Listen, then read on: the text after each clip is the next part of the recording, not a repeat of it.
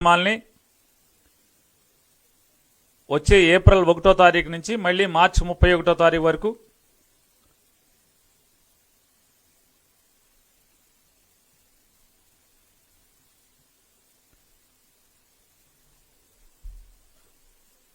క్యాలెండర్ని release చేయాలని చెప్పని welfare calendar అని ఈ వెల్ఫేర్ క్యాలెండర్ ద్వారా ఈ 23 రకాల అంటే వివిధ పథకాలని సుమారుగా 5,69,00,000 మంది అందుకుంటున్నటువంటి ఈ పథకాలన్నీ కూడా నెలవారీ అందజేయాలని చెప్పని దానికి ఒక నిర్దేశిత మాసాన్ని కేటాయించి ఆ పథకాన్ని ఆ మాసాల్లో అందజేయటానికి క్యాలెండర్ని కూడా ఆమోదించడం జరిగింది. అలాగే బడ్జెట్ కేటాయింపులకు కూడా ఆమోదించడం జరిగింది. 2021-22 సంవత్సరానికి సంబంధించినటువంటి ఈ జగనన్న సంక్షేమ కార్యక్రమాలను అందజేయటానికి ఏప్రిల్లో వసతి దీవెన సుమారు 15 లక్షల పైజీలకు మందికి, అలాగే ఏప్రిల్ మరియు జూలైలో, ఫిబ్రవరిలో, డిసెంబర్లో ఈ 4 నెలల్లో కూడా జగనన్న విద్యా దీవెన కింద సంపూర్ణ ఫీజు రీయింబర్స్మెంట్ని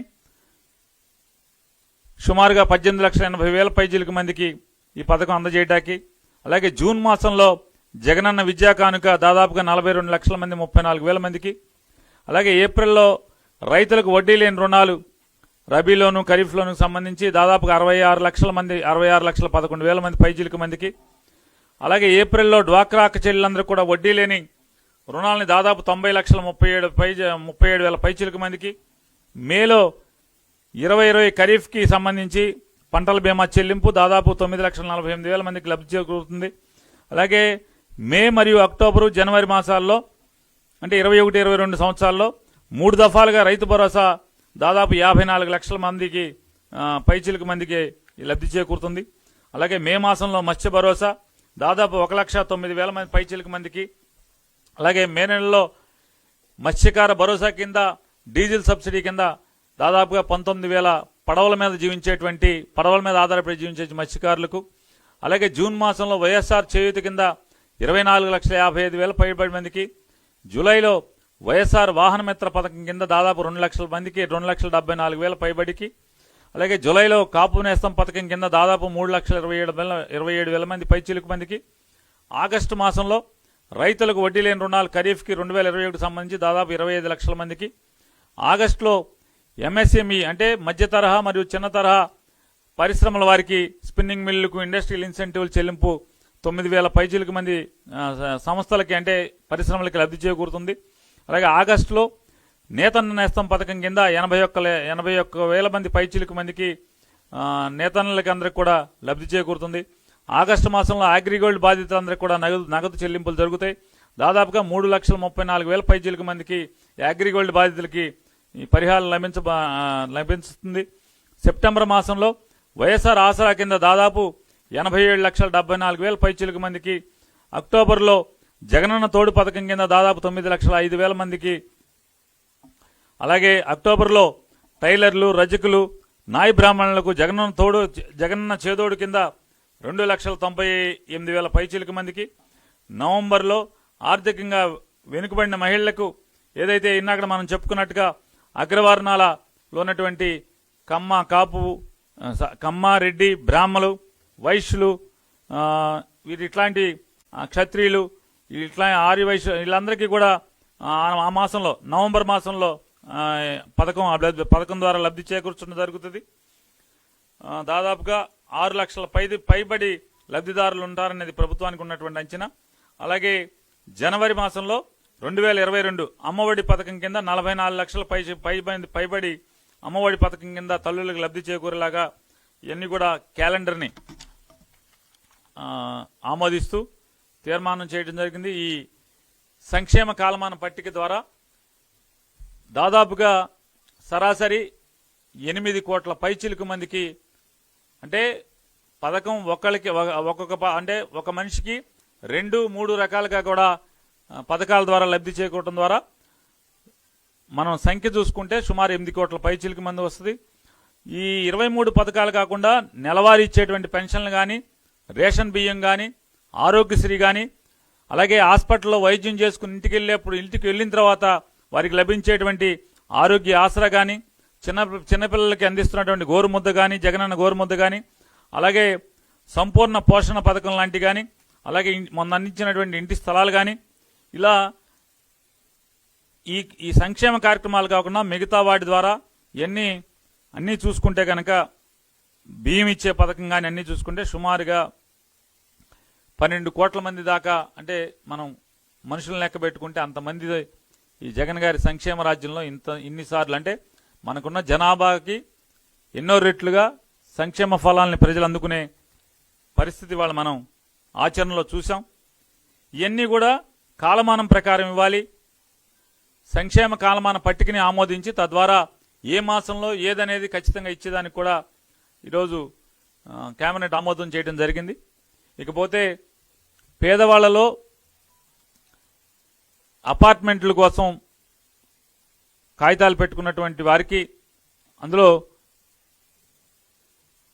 1,43,000 మంది, 43,600 మందికి 300 చదరపు గజాల అపార్ట్మెంట్ కింద వచ్చేటువంటి లబ్ధిదారులు వీరందరూ కూడా ఈ 1,43,000 మందికి కూడా ₹1 ఇంటిని, అపార్ట్మెంట్ని వారికి రిజిస్ట్రేషన్ చేయడం జరుగుతుంది. వారికి తొందరలో అప్పచెప్పడానికి కూడా అన్ని ఏర్పాట్లు చేయడం జరుగుతుంది. దీనికి గతంలో 2,000 చొప్పున ప్రతి నెల 20 సంవత్సరాల పాటు వీరు బ్యాంకులకి డబ్బులు కట్టాల్సినటువంటి భారం వీరి మీద ఉండేది. కానీ జగన్మోహన్ రెడ్డి గారు ఎన్నికల్లో చెప్పినటువంటి మాట మేరకు ఆ భారాన్ని 3,805 కోట్ల రూపాయల ఈ పేదవాళ్ల అపార్ట్మెంట్లు 300 చదరపడుగుల అపార్ట్మెంట్ పొందబోతున్న పేదవారి భారాన్ని మొత్తాన్ని కూడా జగన్మోహన్ రెడ్డి గారి ప్రభుత్వం బాధ్యత చేపడుతుంది. అలాగే 365 చదరపడుగులలో 50,000 రూపాయలు ముందు చెల్లించాల్సిన దాంట్లో ఎన్నికల్లో కానీ తర్వాత అసెంబ్లీలో కానీ జగన్మోహన్ రెడ్డి గారు చెప్పిన మాట మేరకు 25,000 రూపాయలని భారాన్ని వారి మీద తగ్గిస్తూ ఆ భారాన్ని ప్రభుత్వం భరిస్తూ ఆ 50,000 రూపాయలని 25,000 రూపాయలు చేయటం ద్వారా 110 కోట్ల రూపాయల భారాన్ని జగన్మోహన్ రెడ్డి గారి ప్రభుత్వం బాధ్యత తీసుకుంటం జరుగుతుంది. అలాగే 430 చదరపడుగుల అపార్ట్మెంట్లో ₹1,00,000 వారు చెల్లించాల్సినటువంటి కాంట్రిబ్యూషన్లో 50% అంటే 50,000 రూపాయలని వారి నుంచి మినహాయింపిస్తూ దాన్ని జగన్మోహన్ రెడ్డి గారి ప్రభుత్వం బాధ్యత తీసుకుంటూ 371 కోట్ల భారాన్ని ఈ ప్రభుత్వం బాధ్యతగా తీసుకుంటుంది. అలాగే ఏదైతే ఇప్పటికే 50,000 రూపాయలు చెల్లించిన వారు కానీ కొంతమంది ఇప్పటికి చెల్లించున్నారు, అలాగే కొంతమంది ₹1,00,000 చెల్లించున్నారు.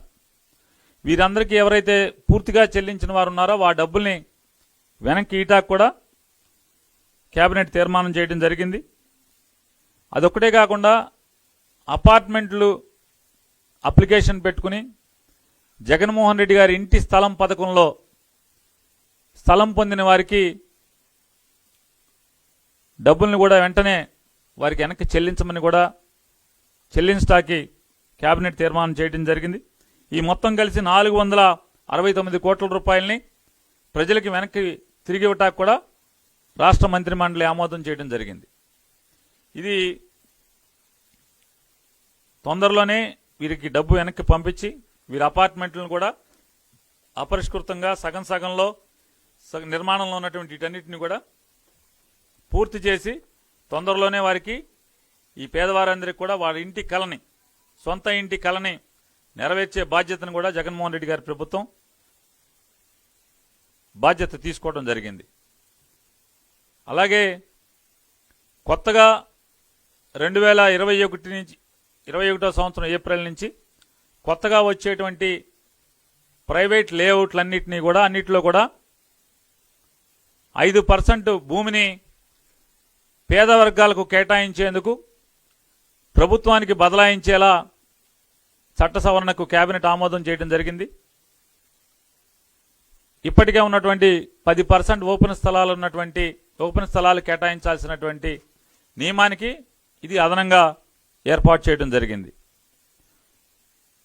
ఎవరైతే ప్రజల యొక్క సొంత ఇంటి కలని దుర్మార్గంగా లాభాపేక్షతో తప్పుడు లేఅవుట్లు ఎటువంటి పర్మిషన్ లేకుండా లేఅవుట్లు చేసేవారిని కట్టడి చేయడం కోసం ఇప్పటికే రిజిస్ట్రేషన్లు నిలుపుదల చేయడం జరిగింది ప్రభుత్వం. అలాగే నీటి కుళాయి కనెక్షన్ కానీ కరెంట్ కనెక్షన్ కానీ కూడా అనాథరైజ్డ్ లేఅవుట్లో ఇవ్వకూడదనేది కూడా మంత్రిమండలి ఆమోదం చేయడం జరిగింది.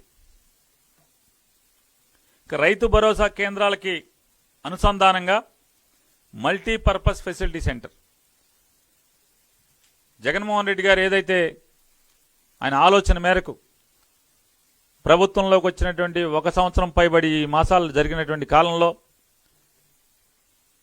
రైతు ఇంట్లోంచి కదలకుండా గ్రామంలోంచి కదలకుండా ప్రతి అవసరాన్ని వారికి కావలసినటువంటి పొలం పనిముట్లు కానీ ఫామ్ ఎక్విప్మెంట్ కానీ అంటే యంత్రాలు కానీ లేదా విత్తనాలు కానీ వారికి కావలసినటువంటి ఎరువులు కానీ పురుగు మందులు కానీ ప్రతిదాన్ని అలాగే వారికి కావలసినటువంటి సలహా సూచనలు కానీ పరిశోధకుల యొక్క సలహా సూచనలు కానీ అంటే వ్యవసాయ నిపుణుల యొక్క సలహా సూచనలు కానీ దేని కావాలన్నా కూడా సచివాలయాన్ని పక్కనే ఉన్నటువంటి రైతు భరోసా కేంద్రాలను ఎన్ని ఏర్పాటు చేస్తూ అలాగే వారి పంట కోసే టైంలో వారి సచివాలయంలో సమాచారం ఇవ్వగానే వారికి ఏ తారీఖున వారి పొలంలోకి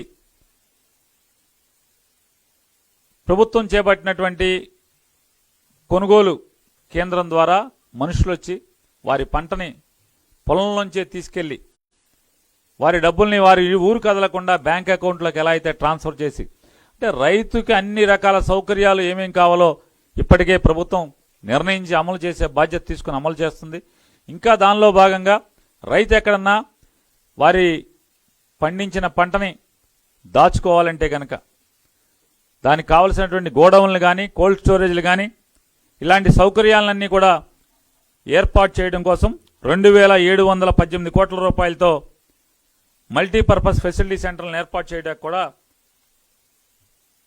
జగన్మోహన్ గారి ప్రభుత్వం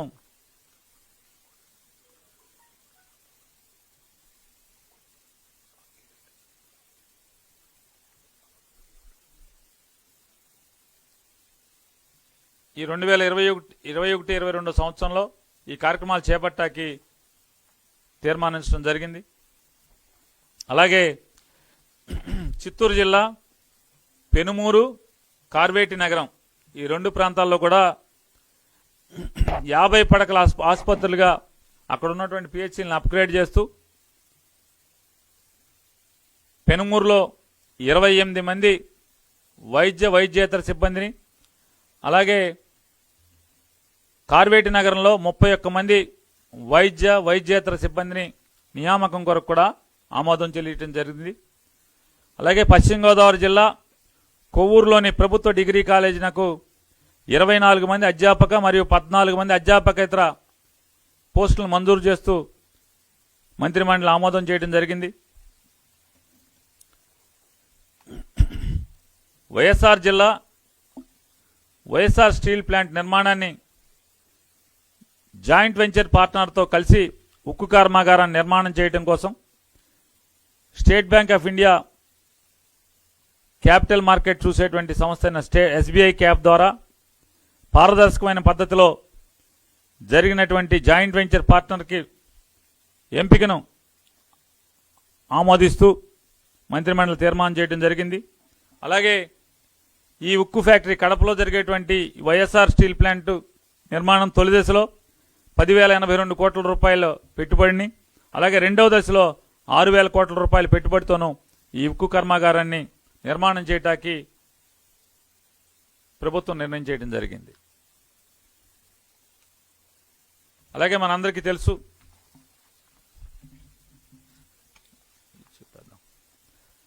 వైఎస్ఆర్ జిల్లా జమ్మలమడుగు మండలం పెద్దండ్లూరు సున్నపురాళ్లపల్లి గ్రామాల్లో 148.68 ఎకరాల భూమిని ఆంధ్రప్రదేశ్ రాష్ట్ర ప్రభుత్వ ఆధ్వర్యంలోని ఏపీ హైగ్రేడ్ స్టీల్స్కు కేటాయించేందుకు కేబినెట్ ఆమోదించడం జరిగింది. ఈ స్థలంలో స్టీల్ ప్లాంట్ నిర్మాణానికి మంత్రిమండలి నిర్ణయం చేయడం జరిగింది. వైఎస్ఆర్ జిల్లా ఒల్లూరు మండలం అంబాపురంలో 93.99 ఎకరాల్లో ఏపీఐఐసి ఆధ్వర్యంలో మెగా ఇండస్ట్రియల్ పార్క్ కోసం భూమి కేటాయిస్తూ రాష్ట్ర మంత్రిమండలి నిర్ణయం చేయడం జరిగింది. వైఎస్ఆర్ జిల్లా సీకేదిన్ని మండలం కొప్పర్తిలో 598.59 ఎకరాల్లో మెగా ఇండస్ట్రియల్ పార్క్ నిర్మాణానికి ఏపీఐసికి ఈ స్థలాన్ని కేటాయిస్తూ రాష్ట్ర మంత్రిమండలి తీర్మానం చేయడం జరిగింది. అలాగే తూర్పుగోదావరి జిల్లా తొండంగి మండలం కోన గ్రామంలో 165.34 ఎకరాలు ఏపీ మ్యారిటైమ్ బోర్డుకు కేటాయిస్తూ తీసుకున్న నిర్ణయాన్ని కేబినెట్ ఆమోదం తెలియజేయడం జరిగింది. పోర్టు కార్యకలాపాల కోసం ఈ భూమిని కేటాయించడం జరిగింది. వైఎస్ఆర్ జిల్లా జమ్మలమడుగు మండలం ముద్దనూరులో నూతన అగ్నిమాపక కేంద్రాన్ని నిర్మాణానికి కేబినెట్ ఆమోదం తెలియజేయడం జరిగింది. మరియు ఈ అగ్నిమాపక కేంద్రం కోసం 12 పోస్టులను కూడా మంజూరు చేయడం జరిగింది. చిత్తూరు జిల్లా జీడీ నెల్లూరు మండలం వెదురుకుప్పం సదుం గ్రామం పొంగనూరు మండలంలో కూడా మరో 2 కొత్త అగ్నిమాపక కేంద్రాలను కూడా నిర్మాణం చేయడానికి ఏర్పాటు చేయడానికి కేబినెట్ ఆమోదం తెలియజేయడం జరిగింది.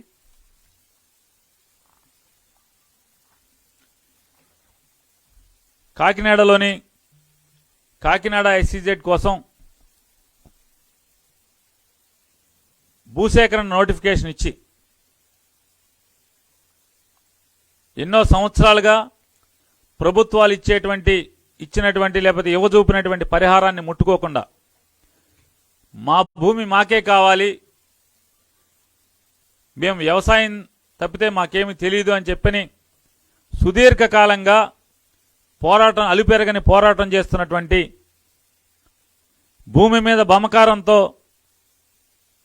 ఉద్యమం బాటపట్టి ఇంతకాలం దాన్ని కాపాడుకుంటూ వస్తున్నటువంటి రైతుల యొక్క 2180 ఎకరాల భూమిని తిరిగి వారికే ఇచ్చేందుకు రాష్ట్ర మంత్రిమండలి ఆమోదం తెలియజేయడం జరిగింది. ఈ నిర్ణయాన్ని ఎన్నికల ముందు జగన్మోహన్ రెడ్డి గారు కాకినాడ ప్రాంతానికి వెళ్ళినప్పుడు అక్కడ ఉన్నటువంటి రైతులందరూ కూడా జగన్మోహన్ రెడ్డి గారి దృష్టికి వారి యొక్క ఆవేదనని, వారి వ్యవసాయ భూమి పట్ల వారికి ఉన్నటువంటి మమకారాన్ని జగన్మోహన్ రెడ్డి గారికి చెప్పినప్పుడు ఆయన ఆ రోజు చెప్పిన మాట, దేవుడి దయతో మీ అందరి చల్లని దీవెనలతో వచ్చేటువంటి మనందరి ప్రభుత్వంలో ఖచ్చితంగా మన భూమి మనం వెనక్కి తీసుకుందామని చెప్పి ఆ రోజు మాట చెప్పారు. ఈరోజు జగన్మోహన్ రెడ్డి గారి ప్రభుత్వం ఇచ్చిన మాట మేరకు ఆ భూమిని 2180 ఎకరాల భూమిని వారికి తిరిగి వెనక్కి ఇచ్చేందుకు మంత్రిమండలి తీర్మానం చేయడం జరిగింది. ఇవాళ ఎన్నికల ముందు ఇచ్చిన మాట కోసం జగన్మోహన్ రెడ్డి గారి ప్రభుత్వం తీసుకున్న నిర్ణయం ఇదైతే 2014 ఎన్నికలకు ముందు ఇప్పటి ప్రతిపక్ష నాయకుడు, అప్పుడు రాజకీయ నాయకుడు చంద్రబాబు నాయుడు గారు ఆయన పుట్టినరోజున ఆ ఊరిల్లారు.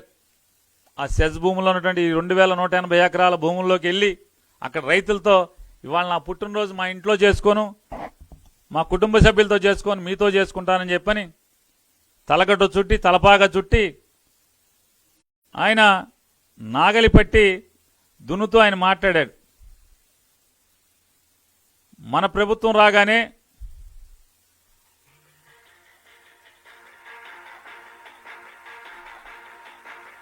ఈ భూములన్నీ కూడా వెనక్కిస్తాను, ఇది దుర్మార్గమైన ప్రభుత్వం, అప్పుడున్నటువంటి ప్రభుత్వం,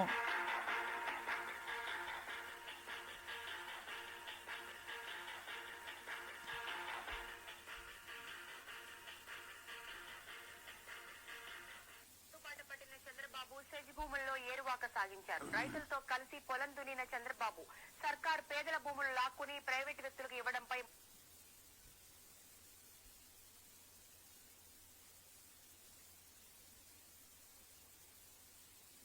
నెట్ కనెక్షన్ లేదా ఆయన మాట్లాడుతూ ఏరువాకు సాగిస్తా అని చెప్తాడు. ఏమని? ఈ దుర్మార్గమైన ప్రభుత్వాలు భూములు లాక్కుంటారు, ఈ భూములు లాక్కుని బ్యాంకుల్లో తాకట్టు పెట్టి అప్పులు తెచ్చుకుంటారు, వ్యాపారస్తుల్ని పారదోలుతాను, ఎన్నికలు అవగానే నేను ముఖ్యమంత్రి మీ భూములు మీకు ఇస్తాను, మళ్ళీ నేను వచ్చి నాగలు పట్టు దున్నుతానని చెప్పారు. పాపం నిజం అనుకున్నారు అమాయకమైనటువంటి రైతులు, ఆ కాకినాడ SEZలోని రైతులు. బంగారంలాగా ఆయనకి ఆ ప్రాంతం అంతా కూడా కట్టలు కట్టలు కట్టి ఆయనకి ఓటేశారు. 2014లో ఆయన ముఖ్యమంత్రి అయ్యాడు. మళ్ళీ ఆ భూమి వెనక్కి ఇవ్వలేదు. మళ్ళీ దాన్ని SEZకి ఇచ్చి ఆయన దాన్ని ఆ భూమిని రైతులకు కనీసం ఆ రోజు నా పుట్టినరోజు కదా, నా పుట్టినరోజు రోజు నేనేమేం మాట్లాడాను, అంత పెద్ద పెద్ద మాటలు కోటలు దాటేటువంటి మాటలు మాట్లాడినటువంటి మాటలు కూడా ఆయన గుర్తురాల. అంటే ఓటు కోసం ఎంతకైనా బరిదిగించేటువంటి తత్వం ఉన్న ఆయన మోసం చేయటానికి మామగారినే లెక్క చేయనటువంటి ఆయన ఇక రైతుల పార్టీ అనేది గ్రహించినటువంటి రైతులు ఆయన నమ్ముకుంటే ఇవాళ ఏం పరిస్థితి అని చూసాం. అదే జగన్మోహన్ రెడ్డి గారిని చూసాం మనం. ఇవాళ ఆయన మాట చెప్పాడు, 2 సంవత్సరాలు తిరక్క ముందే ఇచ్చిన మాట నిలబెట్టుకునేలాగా ఇవాళ కేబినెట్ ఆమోదం చేయడం జరిగింది. ఈ 2180 ఎకరాలని రైతులకు వెనక్కి ఇచ్చేయడమే కాకుండా ఆ రోజున 6 గ్రామాలని ఖాళీ చేయాలని చెప్పని కూడా చెప్పడం జరిగింది. శ్రీరామపురం, బండిపేట, ముమ్మిడివారిపోడు, పాటివారిపాలెం, రావివారిపోడు, రామరాఘవపురం, ఈ 6 గ్రామాలు శ్మశానాలు ఎన్నిటినో కూడా నోటిఫై చేసి ప్రభుత్వం లాక్కోవడం జరిగింది. ఈ గ్రామాలు ఖాళీ చేయాలని చెప్పని ప్రజలకి కంటి మీద నిద్రలేనటువంటి రాత్రుల్ని ప్రభుత్వం, అప్పుడున్నటువంటి ప్రభుత్వాలు చంద్రబాబుతో సహా అందరూ కల్పిస్తే ఇవాళ జగన్మోహన్ రెడ్డి గారి ప్రభుత్వం ఈ 6 గ్రామాలు శ్రీరామపురం, బండిపేట, ముమ్మిడివారిపోడు, పాటివారిపాలెం, రావివారిపోడు, రామరాఘవపురం ఈ గ్రామాలు ఖాళీ చేయాల్సిన అవసరం లేకుండా రాష్ట్ర ప్రభుత్వం నిర్ణయం చేస్తూ, అలాగే ఆ శ్మశానాలను కూడా వారి వారి గ్రామాలకి వెనక్కి ఇచ్చేయాలని కూడా నిర్ణయం తీసుకోవడం జరిగింది. అలాగే అన్యాయంగా అంటే భవిష్యత్తులో ఆ భూములు తీసుకోవాలనే ఉద్దేశంతో అమ్మకాలు కొనుగోళ్లు జరగకూడదు, రైతులు భూములన్నీ కూడా కట్టడి చేయడం కోసం సంఖ్యలు వేసి 22A అంటే ప్రొబిషనరీ యాక్ట్ కింద 22A క్లాజ్ కింద అవన్నీ కూడా రిజిస్టర్ ఆఫీసులో రిజిస్ట్రేషన్ జరగకుండా, మార్టిగేజ్ జరగకుండా, దాని మీద క్రాప్ లోన్ రాకుండా 22A కింద ప్రైవేటు రైతుల భూములన్నీ కూడా సంఖ్యలు వేయడం జరిగింది. ఇవాళ జగన్మోహన్ రెడ్డి గారి ప్రభుత్వం ఆ సంఖ్యలన్నీ కూడా తెగ్గొడుతూ 22Aలో ఏదైతే అన్యాయంగా రైతు వారి భూములన్నీ కూడా 22A కింద పెట్టారో ఆ భూములన్నీ కూడా 22A నుంచి తొలగిస్తూ కూడా నిర్ణయం తీసుకోవడం జరిగింది. అలాగే ఇప్పటికే సేకరించినటువంటి భూమిని గతంలో ఇచ్చినటువంటి పరిహారాన్ని తర్వాత GMR ద్వారా కొంత పెంచినప్పటికి కూడా దాన్ని తీసుకోకుండా 657 ఎకరాల్లోని రైతులు పోరాటం చేస్తూనే ఉన్నారు. ప్రభుత్వ పరిహారాన్ని కానీ, ప్రభుత్వ పరిహారానికి అదనంగా GMR ఇచ్చినటువంటి పరిహారాన్ని కూడా తీసుకోకుండా వారందరూ కూడా అలాగే అంటే పరిహారం మాకు నచ్చలేదు, మా భూమికి తగి పరిహారం కాదని పోరాటం చేస్తున్నటువంటి 657 ఎకరాల భూముల్లోని రైతులకి మరొక అదనంగా 5 లక్షల రూపాయల పరిహారాన్ని ఇప్పటికే ప్రభుత్వం కానీ GMR గారి ఆఫర్ చేసినటువంటి ఇచ్చినటువంటి పరిహారానికంటే కూడా ఇవ్వజూపిన పరిహారానికంటే కూడా 5 లక్షల రూపాయలు అదనంగా పరిహారం ఎకరాకి ఇవ్వటానికి కూడా ప్రభుత్వం నిర్ణయం చేయడం జరిగింది. అలాగే ఈ సంవత్సరాల తరబడి జరిగినటువంటి ఉద్యమంలో అనేక పోరాటాలు జరిగినాయి. ఈ పోరాటాల్లో ఈ ప్రభుత్వాలు, ప్రజా వ్యతిరేక ప్రభుత్వాలు, రైతు వ్యతిరేక ప్రభుత్వాలు వారి మీద పెట్టినటువంటి కేసులన్నీ కూడా ఉపసంహరించడానికి కూడా రాష్ట్ర ప్రభుత్వం నిర్ణయం తీసుకోవడం జరిగింది. అలాగే ఈ SEZ ఏదైతే ఇప్పటికే సేకరించినటువంటి భూమిలో ఏర్పాటు అవబోయేటువంటి SEZలో ఎక్కడా కూడా దాంట్లో ఏ పరిశ్రమ ఏర్పాటు చేసినా కూడా అందులోంచి చుక్క అంటే దాంట్లో వాడినటువంటి ఏ పదార్థం కూడా బయటికి రాకుండా దాన్ని దూరంగా పైప్ లైన్ వేసుకెళ్తారా, ట్యాంకుల్లో తీసుకెళ్తారా, దాన్ని దూరంగా తీసుకెళ్లి ట్రీట్మెంట్ చేసుకునేలాగాను, అలాగే ఇదే విషయాన్ని తుని దగ్గరలో ఏర్పాటు చేస్తున్నటువంటి దివి ల్యాబ్లో కూడా ఏ అవశేషాలని ఆ ఫ్యాక్టరీలోంచి ఏ అవశేషం కూడా గేటు దాటి బయటికి రాకుండా దాన్ని దూరంగా తీసుకెళ్లాలని చెప్పనేది కూడా దానికి కావాల్సినటువంటి కట్టుబాట్లను కూడా ప్రభుత్వం నిర్ణయించడం జరిగింది. అలాగే దీనికి ఆ పరిసరాల్లో ఉన్నటువంటి ఏ ఒక్క హ్యాచరీ కూడా దెబ్బతింటానికి వీలు లేకుండా, పర్యావరణ కలుషితం కాకుండా ఆ ఫ్యాక్టరీలోంచి ఒక్క చుక్క అవశేషం కూడా బయటకు రాకుండా ఉంటే తీసుకోవాల్సిన చర్యలను కూడా ప్రభుత్వం నియంత్రణ చేయడం జరుగుతుంది. దానికి నిర్ణయం కూడా తీసుకోవడం జరిగింది. అలాగే హ్యాచరీలు కొన్ని కాపాడటమే కాకుండా ఎక్కడ సముద్రంలో కూడా దరిదాపుల్లో ఎక్కడ సముద్రంలో కూడా ఇందులోంచి ట్రీట్ చేసినటువంటి ఎఫ్లూయెంట్ని కూడా కలపకూడదు. తద్వారా మత్స్య సంపదకి ఎటువంటి హాని జరగకుండా, హ్యాచరీలకి హాని జరగకుండా ఈ SEZలోంచి కానీ లేదా దివి ల్యాబ్లోంచి కానీ ఒక్క చుక్క అవశేషం కూడా బయటికి రాకుండా కట్టడి చేయడానికి ప్రభుత్వం నిర్ణయం తీసుకోవడం జరిగిందనేది కూడా మీ అందరికీ తెలియజేస్తూ, అలాగే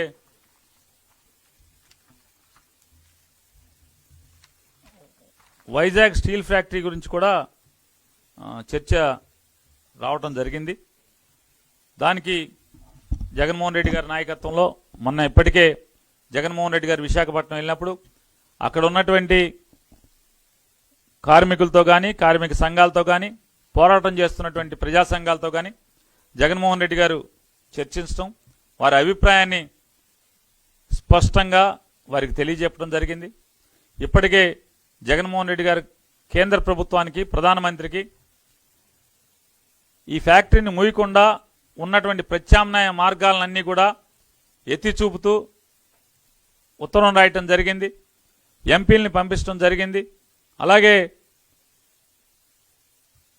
రేపు జరగబోయేటువంటి అసెంబ్లీలో కూడా కేంద్ర ప్రభుత్వాన్ని డిమాండ్ చేస్తూ కూడా ప్రత్యామ్నాయ ఈ ఫ్యాక్టరీని ప్రైవేటీకరణ చేయకుండా, విశాఖ ఉక్కు కర్మాగారాన్ని ప్రైవేటీకరణ చేయకుండా అసెంబ్లీ తీర్మానం చేసి కేంద్ర ప్రభుత్వాన్ని కోరుతూ ప్రత్యామ్నాయ మార్గాల ఏర్పాటు ద్వారా ఆ ఫ్యాక్టరీని, ఉక్కు కర్మాగారాన్ని ప్రజల ఆస్తిగా ఉంచాలని చెప్పని డిమాండ్ చేస్తూ అసెంబ్లీలో తీర్మానం చేయడానికి కూడా రాష్ట్ర మంత్రి మండలి తీర్మానం చేయడం జరిగింది. అలాగే టీటీడీ తిరుమల తిరుపతి దేవస్థానం వారు కోరినటువంటి వారి అంటే టీటీడీలో పనిచేస్తున్నటువంటి వారి ఉద్యోగస్తులకి ఇళ్ల స్థలాల కేటాయింపు కోసం ప్రభుత్వాన్ని అనుమతి కోరటం జరిగింది. ఆ అనుమతిని కూడా రాష్ట్ర మంత్రి మండలి ఆమోదం తెలియజేయడం జరిగింది. అలాగే రాష్ట్ర ముఖ్యమంత్రి జగన్మోహన్ రెడ్డి గారు ఈ రాష్ట్రంలో ఉన్నటువంటి అంటే మున్సిపల్ ఉన్నతాధికారులకి అందరికీ కూడా ఆదేశాలు ఇవ్వటం జరిగింది. స్పష్టంగా రాబోయే కొద్ది మాసాల్లోపు ఆయన ఒక టార్గెట్ ఫిక్స్ చేశారు. ఆ మాసాల్లోపు 3 నుంచి 6 మాసాల్లోపు సుమారుగా 2700 వెహికల్స్ని మున్సిపాలిటీలో door to door garbage collection చేయాలి. ప్రతి మున్సిపాలిటీ కూడా పరిశుభ్రంగా ఉండాలి, అందంగా ఉండాలి. ఎక్కడా కూడా చెత్త కానీ, రోడ్డు మీద మురికి కానీ కనపడకూడదు. ఇళ్లలో చెత్త ఎవరు కూడా రోడ్డు మీద వేయకూడదు. ప్రతి ఊరు కూడా చెత్త రహిత పురపాలక సంఘంగా ఉండాలి, నగరపాలక సంస్థగా ఉండాలి. దానికి మీకు ఆదేశాలు జారీ చేస్తున్నాను. ఈ వెహికల్స్కి ఇప్పటికే ప్రభుత్వం సూత్రప్రాయంగా గడిచిన 2 మాసాల క్రితమే ఆమోదం తెలియజేయడం జరిగింది. దాన్ని తొందరలోనే అమలు చేయాలని చెప్పని, అలాగే టార్గెట్గా మున్సిపల్ ఉన్నతాధికారులకు కానీ, మున్సిపల్ కమిషనర్స్ అందరికి కూడా టార్గెట్గా శానిటేషన్ని, అలాగే రోడ్ల మెయింటెనెన్స్ని కూడా ఎక్కడ గుంతలు కానీ, గతులు కానీ లేనటువంటి రోడ్లుగా ఉండాలి. ప్రతిదాన్ని కూడా క్షుణ్ణంగా పరిశీలించి ఎక్కడ కూడా ప్రజలకి చిన్న అసౌకర్యం కలగకుండా రోడ్లను మెయింటైన్ చేయాలి. దానికి కావాల్సినటువంటి నిధులను కూడా ఇమ్మీడియట్గా అందజేయమని కూడా ఆదేశాలు ఇవ్వటం జరుగుతుంది. అలాగే మంచినీళ్ళను కూడా ఎక్కడ కొరత లేకుండా కూడా ఎప్పటికప్పుడు అయితే పైప్ లైన్ ద్వారా కానీ లేని పక్షంలో ట్యాంకర్ల ద్వారా కానీ సమృద్ధిగా మంచినీరు అందించేదానికి వేగవంతమైన చర్యలు తీసుకోవాలి. భారతదేశంలో ఎలా అయితే సూరత్ గురించి అందరం కూడా మున్సిపల్ పాలన అనగానే నగరం అనగానే సూరత్ గురించి మనం భారతీయులందరూ మాట్లాడుకుంటాము. రాబోయే 6 మాసాల్లో ఆంధ్రప్రదేశ్ రాష్ట్రంలోని అన్ని మున్సిపాలిటీలు కూడా నగరపాలక సంస్థలు కూడా సూరత్తో పోటీ పడుతూ మనం కూడా అదే రీతిలో అంత సుందరంగా ఉండాలని చెప్పని కూడా ముఖ్యమంత్రి గారు ఆదేశించడం జరిగింది. కేబినెట్లో అధికారులను కూడా కూర్చోబెట్టి తొందరలోనే ప్రతి ఇంటికి 3 రకాల బ్యాగ్స్ ద్వారా వారి చెత్తను కలెక్ట్ చేయడం జరుగుతుంది. తడి చెత్త కానీ, పొడి చెత్త కానీ, లేదా ప్రమాదకరమైనటువంటి చెత్త కానీ, ఈ 3 రకాలని తీసుకుని దాని ద్వారా సంపదను కూడా సృష్టించాలనేది ముఖ్యమంత్రి గారు ఈరోజు ఉన్నతాధికారులకు ఆదేశించడం జరిగింది. ఇవన్నీ కూడా టార్గెటెడ్గా రాబోయే 6 మాసాల్లో వీటన్నిటి మీద వేగవంతమైన చర్యలు ఉండాలని చెప్పని కూడా రాష్ట్ర ముఖ్యమంత్రి గారు ఈరోజు మున్సిపల్ ఉన్నతాధికారులందరినీ కూడా పిలిచి కేబినెట్కి ఆదేశించడం జరిగింది. ఇది కూలంకషంగా కేబినెట్లో చర్చించినటువంటి నిర్ణయాలు తీసుకున్నటువంటి అంశాలని మీ ద్వారా రాష్ట్ర ప్రజలందరూ కూడా తెలియజేయడం జరుగుతుంది. మున్సిపల్ ఎలక్షన్స్ అయిన దాకా ఉండొచ్చు అనేది దాని మీద చర్చ ఏం రాలేదు లేదండి. దానికి ఇప్పటికే నిర్ణయాలు తీసుకుంటున్నారు కాబట్టి ప్రత్యేకమైనటువంటి కేటాయింపులు అక్కర్లేదు కాబట్టి ఇప్పటికే దానికి అమరావతికి కావాల్సిన అభివృద్ధికి కావాల్సినటువంటి నిర్ణయాలను ఇప్పటికే తీసుకోవడం జరిగింది. దానికి కేటాయింపులు కానీ అన్ని కూడా చేయడం జరిగింది. ప్రత్యేకంగా తీసుకోవాల్సినటువంటి నిర్ణయాలు కేబినెట్కి వచ్చి తీసుకోవాల్సిన నిర్ణయాలు లేవని మర్చిపోయిన. ఏసీబీ కేసుల గురించి కాదు కానీ నేనే మీ గబగబా లేట్ అయ్యామన్న ఉద్దేశంతో దానిలో కూడా ఒకటి ఏసీబీ కేసులు ఎక్కడైతే అవినీతి అధికారులు ప్రజల్ని పీడించుకు తింటున్నటువంటి అధికారులు, లంచాల కోసం పీడిస్తున్నటువంటి అధికారులు రెడ్ హ్యాండెడ్గా ఎక్కడైతే దొరికారో ఆ రెడ్ హ్యాండెడ్గా దొరికినటువంటి అధికారుల మీద 2 సంవత్సరాల వరకు ఇవాళ అంటే రిపోర్ట్లు కానీ అన్ని ఫైనలైజేషన్ కేసు ఫైనలైజేషన్ 2 years ఉన్నది. దాన్ని 100 రోజులకి కుదిస్తూ చట్ట సవరణ కూడా మంత్రిమండలి ఆమోదం చేయడం జరిగింది. ఈ 90 రోజుల్లోపు ఎవరైతే కేసుని అంటే రెడ్ హ్యాండెడ్గా దొరికినప్పటికి కూడా దాన్ని కంక్లూడ్ చేయకుండా అంటే విచారణ పూర్తి చేయకుండా ఉన్నారో ఆ ఏసీబీ అధికారుల మీద కూడా చర్య తీసుకోవాలని కూడా ముఖ్యమంత్రి గారు ఆదేశించనుంది. దానికి కావలసినటువంటి అన్ని చట్ట సవరణలు కూడా చేయాలని చెప్పని ఈరోజు మంత్రిమండలి ఆమోదం చేయడం జరిగింది.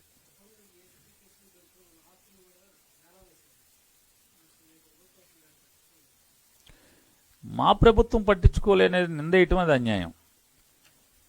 మా ప్రభుత్వం వచ్చిన కాడి నుంచి శరవేగంగా అధికారులు వెంపడపడుతున్నాం. విజిలెన్స్ కమిషన్ ఏర్పాటు చేయడం జరిగింది. అదే ముఖ్యమంత్రి గారు సమీక్షలో చెప్పారు 1991 నుంచి అప్పుడు పట్టుబడినటువంటి రెడ్ హ్యాండెడ్గా పట్టుబడినటువంటి కేసులు కూడా ఈ రోజు కూడా నడుస్తున్నాయి. ఇప్పటికి 400 పైచిలుకు కేసులు అపరిష్కృతంగా అంటే దాన్ని కంక్లూడ్ చేసి క్లోజ్ చేసి లేకుండా ఉన్నాయి, ఇంకా ఉన్నాయి. కాబట్టి ఇటువంటి జరగకూడదు.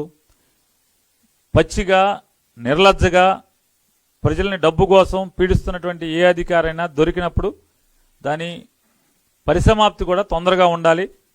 అప్పుడే మిగతా వాళ్ళు అవినీతి చేయటానికి భయపడతారనేది ఈ ప్రభుత్వం భావిస్తుంది. అందుకోసమే శరవేగంగా విచారణ 100 రోజుల్లో పూర్తి చేసేయాలి. పూర్తి చేసి దాని మీద యాక్షన్కి వెళ్ళాలి. 100 రోజులు అయిపోయిన తర్వాత ట్రయల్ అయిపోద్ది కాబట్టి అన్నీ కూడా క్లోజ్ అవుతాయి అనేది అంటే విజిలెన్స్ ఎంక్వైరీ కానీ ప్రతిదీ కానీ అధికారుల తొలగింపు కానీ ఉద్యోగ తొలగింపు అన్నీ కూడా 100 రోజుల్లో పూర్తి అవ్వాలి. ఇద్దరు 2 years ఉండేది, దాన్ని 100 రోజుల్లో కుదిస్తూ త్వరితగతిన ప్రజలకు న్యాయం జరగాలి. అవినీతిలో పట్టుబడిన అధికారి అదే అధికారి మళ్ళీ అదే ఊళ్ళో ఉద్యోగం చేసేటువంటి మన కళ్ళ ముందు బోల్డ్ని సాక్షాత్కరించి మనం చూసాం. అంటే అటువంటి తప్పులు జరగకూడదు. ప్రజలు మనం అనవసరంగా ఈ అవినీతిని మనం చెప్పాం ప్రభుత్వానికి అనేటువంటి గిల్టీ పడే రోజులు చాలా చూసాం మనం. అటువంటి లేకుండా ప్రజలే నేను నిన్ను పట్టించాను లేకపోతే వీడి గురించి కంప్లైంట్ చేశాను, నాకు పరిష్కారం న్యాయం జరిగింది అని ప్రజలు కూడా భావించాలని జగన్మోహన్ రెడ్డి గారు భావిస్తారు. దానికోసమే ఆ చట్ట సవరణ చేయబోతున్నాం.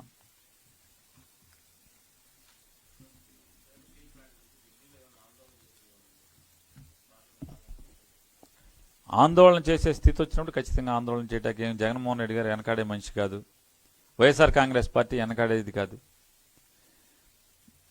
వాళ్ళు ప్రభుత్వం ఆలోచన, కేంద్ర ప్రభుత్వం చేస్తున్నటువంటి ఆలోచన ఏదైతే ప్రైవేటీకరణ చేయాలో ఆలోచన ఉందో, ఆలోచన ఎందుకు వచ్చింది మాకని వాళ్ళు ఏం చెప్తున్నారు, అప్పులు పాలైపోయింది ఈ కంపెనీ అని చెప్తున్నారు. ఆ అప్పులు పాలవకుండా ఉంటాకి ఏమేం కావాలో దానికి ప్రత్యామ్నాయాలన్నీ కూడా అందరికంటే ముందుగా జగన్మోహన్ రెడ్డి గారు కేంద్ర ప్రభుత్వానికి తెలియజేయడం జరిగింది. దాని మీద పర్స్యూ చేస్తున్నాం, ఎంపడబడుతున్నాం. కాబట్టి ఖచ్చితంగా మేము ప్రభుత్వాన్ని, కేంద్ర ప్రభుత్వం మీద ఒత్తిడి తీసుకొచ్చి అది ప్రైవేటీకరణ కాకుండా ఉంటాకి జగన్మోహన్ రెడ్డి గారి ప్రభుత్వం అన్ని జాగ్రత్తలు తీసుకుంటుందండి.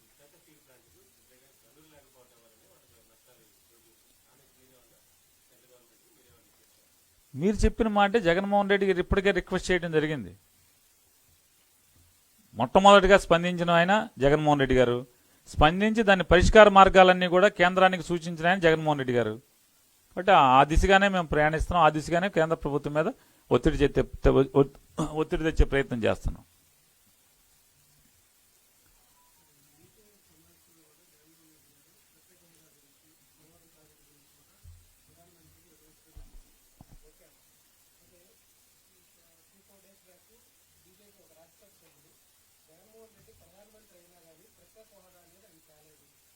ఎవరు వారి పేరేంటండి? సుజనా చౌదరి గారు. ఏం చేశాడు ఆయన అంతకితం? కేంద్ర మంత్రి కదా, ఈ పాపాలు చేసిన ఆయనే కదా. కానీ అన్ని పాపాలు చేసినాడు, ఈ రాష్ట్రాన్ని చంపేయడానికి నిర్ణయాలు తీసుకున్నాడు, కత్తిపోటు పొడిచేప్పుడు ఆయన కూడా చేత్తో పట్టుకుని పొడిచినాడు. ఆయన ఇవాళ ఎన్ని చెప్తే ఎవరు నమ్మకం లేదు. ఆయన నమ్మేది ఎవరు? ఆయన చెప్పిన మాటల్ని మీరు నమ్ముతారా, నేను నమ్ముతానా? ఎన్ని ఏముంటాయంటే ఈ ఏ రోటికాడ పాట ఆ రాటి పాడే అలవాటు అయిపోయింది ఆయనకి.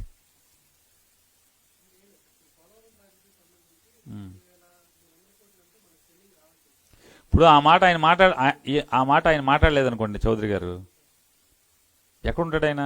మాల్ని వచ్చే ఏప్రిల్ 1వ తారీఖు నుంచి మళ్ళీ మార్చి 31వ తారీఖు వరకు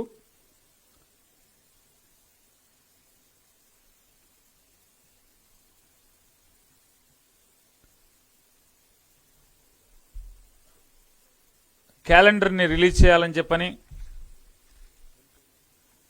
వెల్ఫేర్ క్యాలెండర్ అని, ఈ వెల్ఫేర్ క్యాలెండర్ ద్వారా ఈ 23 రకాల అంటే వివిధ పథకాలని సుమారుగా 5,69,00,000 మంది అందుకుంటున్నటువంటి ఈ పథకాలన్నీ కూడా నెలవారీ అందజేయాలని చెప్పని, దానికి ఒక నిర్దేశిత మాసాన్ని కేటాయించి ఆ పథకాన్ని ఆ మాసాల్లో అందజేయటానికి క్యాలెండర్ని కూడా ఆమోదించడం జరిగింది. అలాగే బడ్జెట్ కేటాయింపులకు కూడా ఆమోదించడం జరిగింది. 2021-22 సంవత్సరానికి సంబంధించినటువంటి ఈ జగనన్న సంక్షేమ కార్యక్రమాలను అందజేయటానికి ఏప్రిల్లో వసతి దీవెన సుమారు 15 లక్షల పైజీలకు మందికి, అలాగే ఏప్రిల్ మరియు జూలైలో, ఫిబ్రవరిలో, డిసెంబర్లో ఈ 4 నెలల్లో కూడా జగనన్న విద్యా దీవెన కింద సంపూర్ణ ఫీజు రీయింబర్స్మెంట్ని సుమారుగా 18,80,000 పైజీలకు మందికి ఈ పథకం అందజేయటానికి, అలాగే జూన్ మాసంలో జగనన్న విద్యా కానుక దాదాపుగా 42 లక్షల మంది 34,000 మందికి, అలాగే ఏప్రిల్లో రైతులకు వడ్డీ లేని రుణాలు రబీలోను ఖరీఫ్లోను సంబంధించి దాదాపుగా 66,11,000 మంది పైజీలకు మందికి, అలాగే ఏప్రిల్లో డ్వాక్రా చెల్లెలందరూ కూడా వడ్డీ లేని రుణాలని దాదాపు 90,37,000 పైచీలకు మందికి, మేలో 2020 ఖరీఫ్కి సంబంధించి పంటల బీమా చెల్లింపు దాదాపు 9,48,000 మందికి లబ్ధి చేకూరుతుంది. అలాగే మే మరియు అక్టోబరు జనవరి మాసాల్లో అంటే 21-22 సంవత్సరాల్లో 3 దఫాలుగా రైతు భరోసా దాదాపు 54 లక్షల మందికి పైచిలకు మందికి లబ్ధి చేకూరుతుంది. అలాగే మే మాసంలో మత్స్య భరోసా దాదాపు 1,09,000 మంది పైచిలకు మందికి, అలాగే మే నెలలో మత్స్యకార భరోసా కింద డీజిల్ సబ్సిడీ కింద దాదాపుగా 19,000 పడవల మీద ఆధారపడి జీవించే మత్స్యకారులకు, అలాగే జూన్ మాసంలో వైఎస్ఆర్ చేయూత కింద 24,55,000 పైబడి మందికి, జూలైలో వైఎస్ఆర్ వాహనమిత్ర పథకం కింద దాదాపు 2 లక్షల మందికి 2,74,000 పైబడికి, అలాగే జూలైలో కాపు నేస్తం పథకం కింద దాదాపు 3,27,000 మంది పైచిలుకు మందికి, ఆగస్టు మాసంలో రైతులకు వడ్డీ లేని రుణాలు ఖరీఫ్కి 2021 సంబంధించి దాదాపు 25 లక్షల మందికి, ఆగస్టులో ఎంఎస్ఎంఈ అంటే మధ్య తరహా మరియు చిన్న తరహా పరిశ్రమల వారికి స్పిన్నింగ్ మిల్లుకు ఇండస్ట్రియల్ ఇన్సెంటివ్లు చెల్లింపు 9,000 పైచిలుకు మంది సంస్థలకి అంటే పరిశ్రమలకి లబ్ధి చేకూరుతుంది. అలాగే ఆగస్టులో నేతన్న నేస్తం పథకం కింద 81,000 మంది పైచిలుకు మందికి నేతన్నలకి అందరికి కూడా లబ్ధి చేకూరుతుంది. ఆగస్టు మాసంలో అగ్రిగోల్డ్ బాధితులందరికీ కూడా నగదు చెల్లింపులు జరుగుతాయి. దాదాపుగా 3,34,000 పైచిలుకు మందికి అగ్రిగోల్డ్ బాధితులకి ఈ పరిహారం లభిస్తుంది. సెప్టెంబర్ మాసంలో వైఎస్ఆర్ ఆసరా కింద దాదాపు 87,74,000 పైచిలుకు మందికి, అక్టోబర్లో జగనన్న తోడు పథకం కింద దాదాపు 9,05,000 మందికి, అలాగే అక్టోబర్లో టైలర్లు, రజకులు, నాయి బ్రాహ్మణులకు జగనన్న చేదోడు కింద 2,98,000 పైచిలుకు మందికి, నవంబర్లో ఆర్థికంగా వెనుకబడిన మహిళలకు ఏదైతే ఇన్నాక మనం చెప్పుకున్నట్టుగా అగ్రవర్ణాలలో ఉన్నటువంటి కమ్మ, రెడ్డి, బ్రాహ్మలు, వైశ్యులు, ఇట్లాంటి క్షత్రియులు, ఇట్లా ఆర్య వైశ్య వీళ్ళందరికీ కూడా ఆ మాసంలో నవంబర్ మాసంలో పథకం ద్వారా లబ్ధి చేకూర్చడం జరుగుతుంది. దాదాపుగా 6 లక్షల పైబడి లబ్ధిదారులు ఉంటారనేది ప్రభుత్వానికి ఉన్నటువంటి అంచనా. అలాగే జనవరి మాసంలో 2022 అమ్మఒడి పథకం కింద 44 లక్షల పైబడి అమ్మఒడి పథకం కింద తల్లులకు లబ్ధి చేకూరేలాగా ఇవన్నీ కూడా క్యాలెండర్ని ఆమోదిస్తూ తీర్మానం చేయడం జరిగింది. ఈ సంక్షేమ కాలమాన పట్టిక ద్వారా దాదాపుగా సరాసరి 8 కోట్ల పైచిలుకు మందికి అంటే పథకం అంటే ఒక మనిషికి 2-3 రకాలుగా కూడా పథకాల ద్వారా లబ్ధి చేకూరడం ద్వారా మనం సంఖ్య చూసుకుంటే సుమారు 8 కోట్ల పైచిలుకు మంది వస్తుంది. ఈ 23 పథకాలు కాకుండా నెలవారీ ఇచ్చేటువంటి పెన్షన్లు కానీ, రేషన్ బియ్యం కానీ, ఆరోగ్యశ్రీ కానీ, అలాగే హాస్పిటల్లో వైద్యం చేసుకుని ఇంటికి వెళ్ళిన తర్వాత వారికి లభించేటువంటి ఆరోగ్య ఆసరా కానీ, చిన్నపిల్లలకి అందిస్తున్నటువంటి గోరుముద్ద కానీ, జగనన్న గోరుముద్ద కానీ, అలాగే సంపూర్ణ పోషణ పథకం లాంటి కానీ, అలాగే మొన్న అందించినటువంటి ఇంటి స్థలాలు కానీ, ఇలా ఈ సంక్షేమ కార్యక్రమాలు కాకుండా మిగతా వాటి ద్వారా అన్నీ చూసుకుంటే కనుక బియ్యం ఇచ్చే పథకం కానీ అన్నీ చూసుకుంటే సుమారుగా 12 కోట్ల మంది దాకా అంటే మనం మనుషులను లెక్క పెట్టుకుంటే అంతమంది ఈ జగన్ గారి సంక్షేమ రాజ్యంలో ఇన్నిసార్లు అంటే మనకున్న జనాభాకి ఎన్నో రెట్లుగా సంక్షేమ ఫలాలని ప్రజలు అందుకునే పరిస్థితి వాళ్ళు మనం ఆచరణలో చూసాం. ఇవన్నీ కూడా కాలమానం ప్రకారం ఇవ్వాలి. సంక్షేమ కాలమాన పట్టికని ఆమోదించి తద్వారా ఏ మాసంలో ఏదనేది ఖచ్చితంగా ఇచ్చేదానికి కూడా ఈరోజు కేబినెట్ ఆమోదం చేయడం జరిగింది. ఇకపోతే పేదవాళ్లలో అపార్ట్మెంట్ల కోసం కాగితాలు పెట్టుకున్నటువంటి వారికి అందులో 1,43,000 మంది 43,600 మందికి 300 చదరపు గజాల అపార్ట్మెంట్ కింద వచ్చేటువంటి లబ్ధిదారులు వీరందరూ కూడా ఈ 1,43,000 మందికి కూడా ₹1 ఇంటిని అపార్ట్మెంట్ని వారికి రిజిస్ట్రేషన్ చేయడం జరుగుతుంది. వారికి తొందరలో అప్పచెప్పడానికి కూడా అన్ని ఏర్పాట్లు చేయడం జరుగుతుంది. దీనికి గతంలో 2,000 చొప్పున ప్రతి నెల 20 సంవత్సరాల పాటు వీరు బ్యాంకులకి డబ్బులు కట్టాల్సినటువంటి భారం వీరి మీద ఉండేది.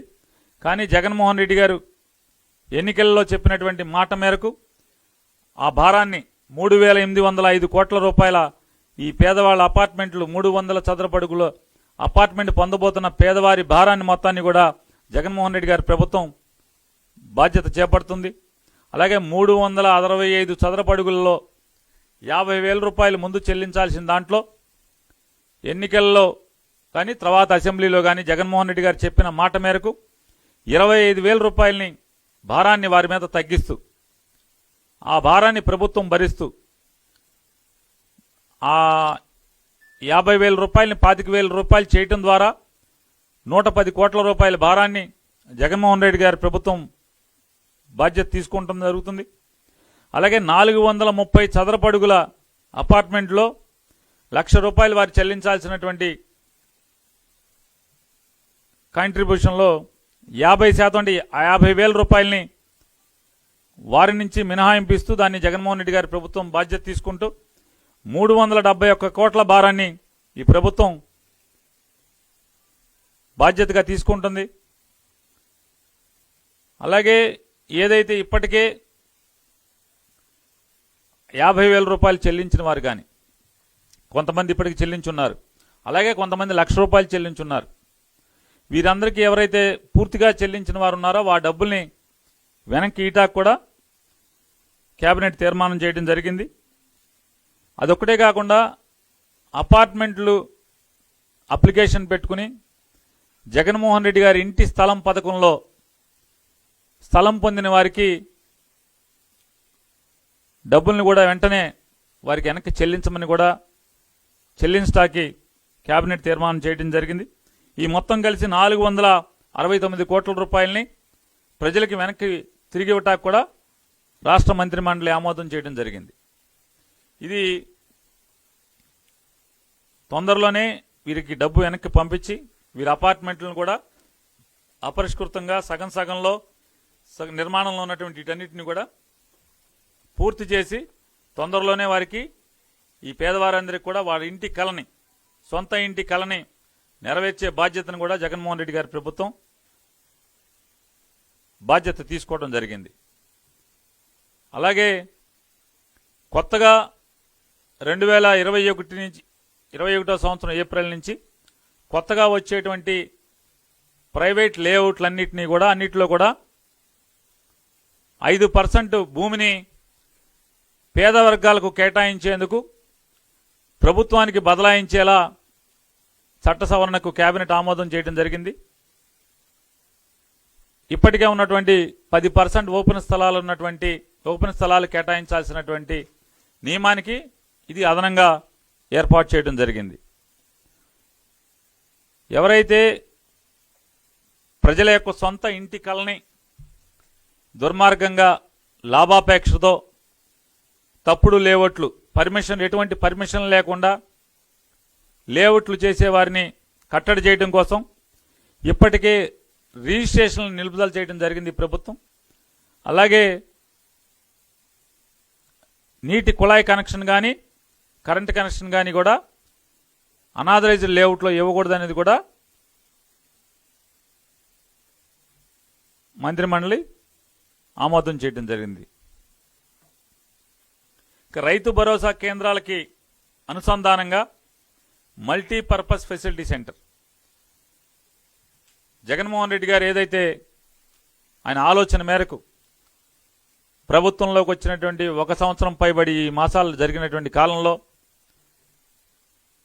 రైతు ఇంట్లోంచి కదలకుండా గ్రామంలోంచి కదలకుండా ప్రతి అవసరాన్ని వారికి కావలసినటువంటి పొలం పనిముట్లు కానీ ఫామ్ ఎక్విప్మెంట్ కానీ అంటే యంత్రాలు కానీ లేదా విత్తనాలు కానీ వారికి కావాల్సినటువంటి ఎరువులు కానీ పురుగు మందులు కానీ ప్రతిదాన్ని అలాగే వారికి కావలసినటువంటి సలహా సూచనలు కానీ పరిశోధకుల యొక్క సలహా సూచనలు కానీ అంటే వ్యవసాయ నిపుణుల యొక్క సలహా సూచనలు కానీ దేని కావాలన్నా కూడా సచివాలయాన్ని పక్కనే ఉన్నటువంటి రైతు భరోసా కేంద్రాలను ఎన్ని ఏర్పాటు చేస్తూ అలాగే వారి పంట కోసే టైంలో వారి సచివాలయంలో సమాచారం ఇవ్వగానే వారికి ఏ తారీఖున వారి పొలంలోకి ప్రభుత్వం చేపట్టినటువంటి కొనుగోలు కేంద్రం ద్వారా మనుషులు వచ్చి వారి పంటని పొలంలోంచే తీసుకెళ్లి వారి డబ్బుల్ని వారి ఊరు కదలకుండా బ్యాంక్ అకౌంట్లోకి ఎలా అయితే ట్రాన్స్ఫర్ చేసి అంటే రైతుకి అన్ని రకాల సౌకర్యాలు ఏమేం కావాలో ఇప్పటికే ప్రభుత్వం నిర్ణయించి అమలు చేసే బాధ్యత తీసుకుని అమలు చేస్తుంది. ఇంకా దానిలో భాగంగా రైతు ఎక్కడన్నా వారి పండించిన పంటని దాచుకోవాలంటే కనుక దానికి కావలసినటువంటి గోడౌన్లు కానీ కోల్డ్ స్టోరేజ్లు కానీ ఇలాంటి సౌకర్యాలన్నీ కూడా ఏర్పాటు చేయడం కోసం 2,718 కోట్ల రూపాయలతో మల్టీపర్పస్ ఫెసిలిటీ సెంటర్లను ఏర్పాటు చేయడానికి కూడా జగన్మోహన్ గారి ప్రభుత్వం